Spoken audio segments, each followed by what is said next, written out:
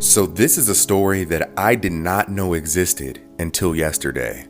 Let's talk about the dark legal history of the state of Virginia and the Martinsville 7.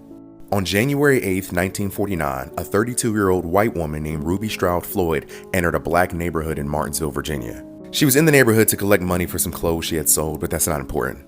By her account, she was going into the neighborhood and past railroad tracks. On those railroad tracks, she passed 4 black men. She says that when she got into the neighborhood, she was later assaulted by 13 black men, including the 4 men she had passed earlier.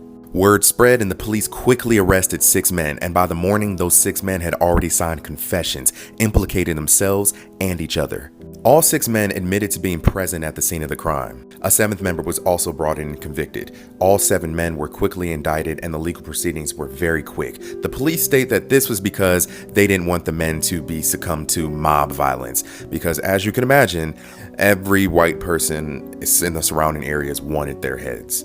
And here are the names and the ages of all 7 men. As you can notice, all of them were extremely young, except for Francis Grayson, who was 38.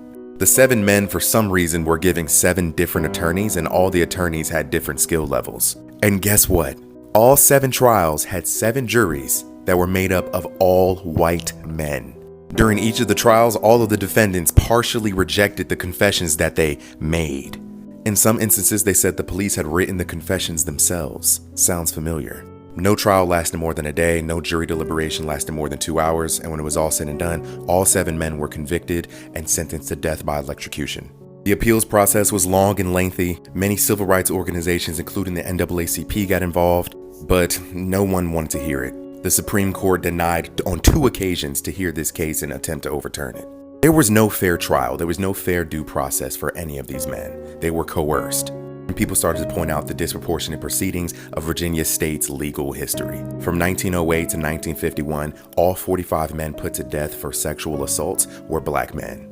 The severity of punishment served to white men were cut in half. The appeals process by the NAACP did not work, and all 7 men were executed between February 2nd and February 5th, 1951. The reason I'm telling this story is because this week, the governor of Virginia pardoned the Martinsville 7, saying that the executions handed down were racially biased. 70 years later, before he was executed, one of the Martinsville 7 was quoted saying, "God knows I didn't touch that woman, but I'll see y'all on the other side."